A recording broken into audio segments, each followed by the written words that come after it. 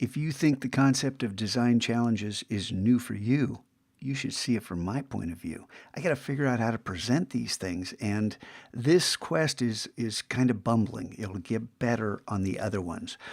So when you submit work, you're adding a blog post. And after you add the blog post, you continue, then the password happens. Then check with me, and let's make sure that everything's cool. And I will say thumbs up, thumbs down, go on and do it. And if I tell you, yeah, I want you to do that, then you go ahead and I'm going to paste this in. Don't do this without asking, okay? Because what's the penalty?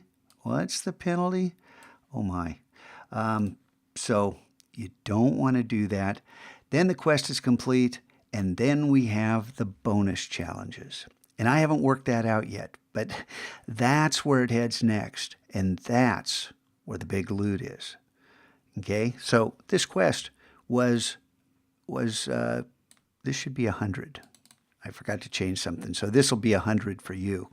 But the real loot comes in when you do the iterations, when you go through the bonus challenge and start developing your skills and learn what it's like to build a body of work. Until then, we'll continue to figure this out together.